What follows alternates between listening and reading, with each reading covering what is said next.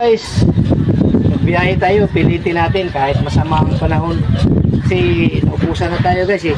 Ito lang ang dala ko guys, ito di lang namin na videoan pagkarga kasi masama ang umulan, ngayon lang huminto eh. Biyahe tayo guys, let's go guys, biyahe.